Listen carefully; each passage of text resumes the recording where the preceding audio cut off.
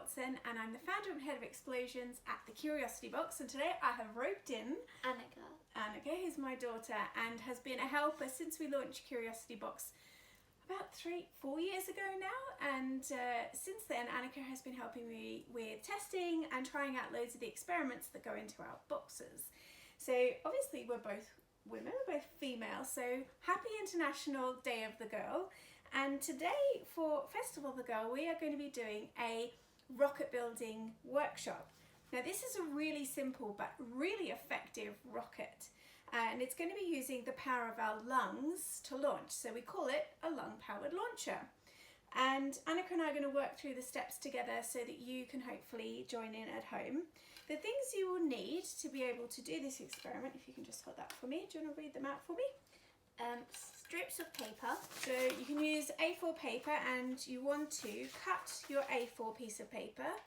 You want to fold it in half, like so, and then in half again, and then use your folds to cut along the line. So you want to be cutting along the line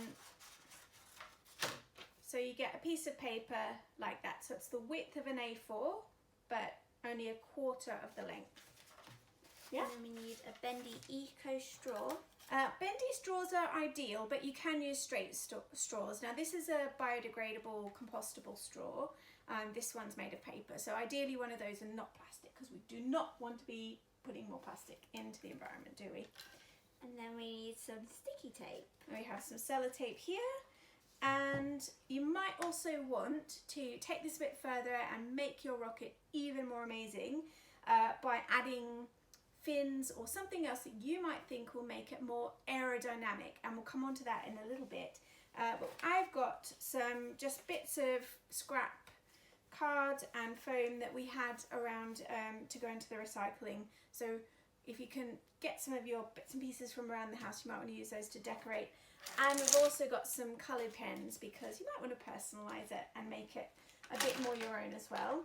And then the final thing that you might want to give a try is just, if you've got some at home, a paper clip or something with about the same weight. So not very heavy, but just a little bit of weight. And we're going to test that and see whether that makes your rocket go further as well. So to start with, what you need is your strip of paper. And Annika, do you want to cut yourself a bit as well? And you're going to want to turn this strip of paper into a tube. So you can use your straw. Do you want the bendy straw? Yeah. You can use your straw as a guide. You're going to roll it along your straw, and you want to do this lengthways. So Annika has demonstrated the side-on version, which is not what we want. We want it lengthways. So you want the longest edge of your paper strip, and you're going to tuck it in and roll it around as tight as you can around your straw. You can also use a pencil for this as well. And then once you've got it in a tube like so, this is good to do with a helper actually. So have you got yours done first? I'll help you first. In fact, if you can give me a hand first. Yeah. So I'll put my fingers on the edges of the tube. Can you get a piece of sticky tape, and you want to seal right along the edge of the tube. That's it. So if you put that in the middle, nice. That's great. And then once you've got it sealed somewhere, what you want to do is make sure there's no air is going to escape through that side piece. So you want to put it all the way along until you've got a complete tube. And then you can pull your straw out, and you should be able to look through right into the middle bit there, and you've got a tube. Right, you ready for yours? Let's see how we go here. You can do this yourself, but it is a bit easier with a helpful friend. Okay, if you've got a bit of sticky tape left over the end, you just want to trim that up. Don't fold it in, because you want your ends, or at least one of them, to be open. Great. So we've got our tube. Now, if we put our straw in here now and blow, not much happens. So what we need to do is we need to think about trapping that air from our lungs and creating some pressure inside the straw to enable that pressure to launch the rocket.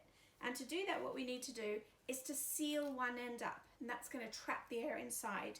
So you could do this really simply by just folding the end over flat, or if you want to be a bit more fancy, you can fold the corners in to make a triangle shape, and then your lung-powered launcher is going to look a little bit more like a rocket.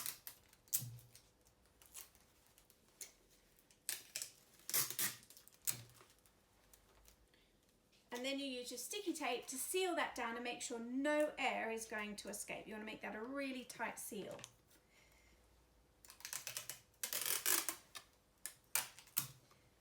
Now obviously, rockets that actually go out to space don't use air as the power source to launch. They'll use rocket fuel, and that is a chemical reaction, so it's a combustion reaction where they're burning a fuel to create a huge amount of energy, and that is going to give thrust, which launches the rocket up into the air. But launching the rocket is only one step. You want the rocket to actually keep flying and to go where you want it to go. And in order to do that, you need your rocket to be aerodynamic.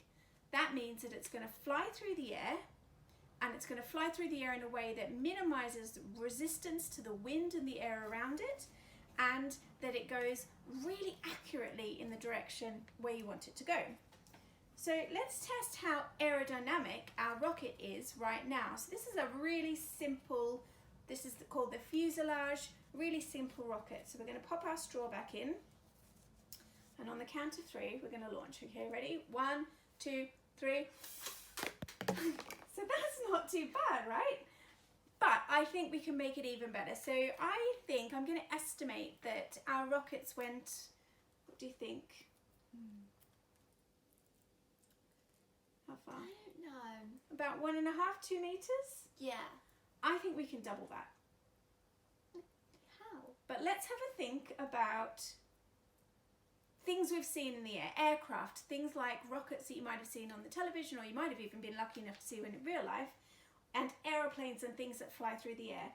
What is it about them? What kind of characteristics do they have that help them to fly that our rocket currently doesn't have? A lot of wind that pushes them up. Yeah, so we've got wind. Well, we've provided the wind for this size of rocket, but what about the shape and the things on the aircraft? We didn't put anything to make it go straight. We didn't. So what could we add to do that? Some wings. Some wings and some, yeah, fins. I'm going to grab our rockets. So you can start thinking about what shape do we want our rockets to be? Triangular. We want triangular ones. Okay, so you cut out the shape that you want there. And I'm going to do something else. And we're going to do a little comparison between Annika's rocket and mine. So this is quite light. And one thing that can actually help aircraft fly, and this is something that I don't know if you've had this, but every time I see an airplane fly up into space, I'm amazed that something so big and so heavy can actually get up into the air and fly. So actually having a bit of weight might not be such a bad thing. So I'm going to add a little bit of weight onto this rocket in the form of a paper clip, just slid over the nose like that. Now I'm going to tape that down to make sure that the paperclip doesn't fly off. I'm being optimistic here. And also a big caution, don't ever, these do actually fly quite far and quite fast, as we've just seen. So make sure you don't ever shoot these directly towards somebody, because we don't want someone's eye getting a rocket stuck in it. Right, so you've got, how many fins have you got? I've got 4. And do you want to put all 4 on, or do you want to start with less than 4? I could like to start off with this. How many would you like to start with? Probably 1. 1, okay, so Gradually get it. let's go with 1. If we use a bit of tape to put this on, if I help you with that first bit of tape, and then you should be able to do the second bit yourself. Yep. You got that? And if you do that one. Okay, try that out. Yep. 3, 2, 1. Mine didn't go as far this time. Not quite as far with the one fin. I think mine went a little bit further. Yes. And it certainly felt like it flew really accurately in one line. So we're not, we're pretty good amateur engineers. But I'm guessing the accuracy and the straightness of that fin might not be exactly right. So why don't we try and balance it out by adding another fin, and I'm going to test out whether mine flies better or worse if I add one fin onto mine. Okay, you're going to grab those. I'll grab a fin, and there's another one or two there for you. Okay. So I'm going to line my fin up so it looks a little bit like the end of an airplane. So my nose is down here, and this is my fuselage, and then I'm going to have this pointing straight up, and I hope that that's going to make it fly nice and straight and give it a little bit more efficient aerodynamics. Okay. Now one thing you can do is you can have a think about all the different variations that you want to try out, and maybe make yourself a little table or something where you can record and actually measure how far your rocket flies each time and compare, so that you know which version of your rocket is going to be the most successful. And if you do that, I would love to know which one's most successful, what design is most successful for you, and also how far you managed to get your rocket to go, because I think with a really fine-tuned, beautifully engineered rocket, you can probably get it to go maybe up to like 4 or 5 meters. So I'd be really interested to see whether you can get it to go that far. So I'm nearly done here.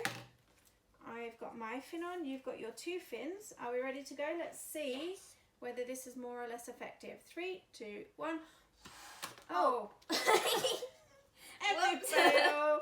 Let's try it again. 3, 2, 1. Ooh.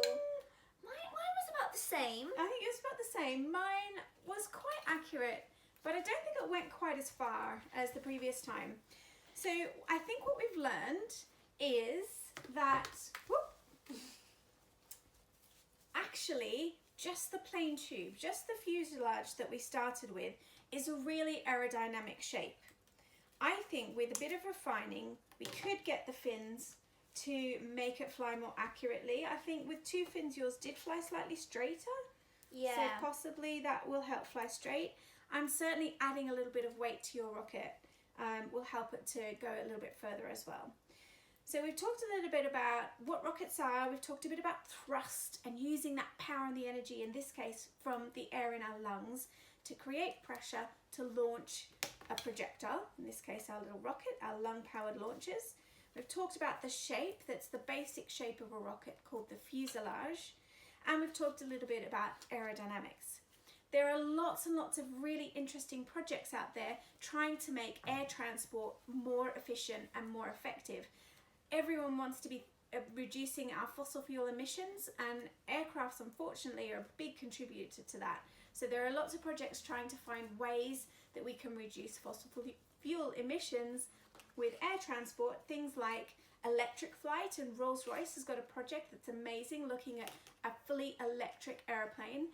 And another organisation actually here in Oxfordshire is called Reaction Engines, and they're looking at using sustainable fuels instead of rocket fuel, has been traditionally used. So go have a look up what's happening with rocket engineering and rocket building, and I would love to hear how you get on with your lung-powered launchers.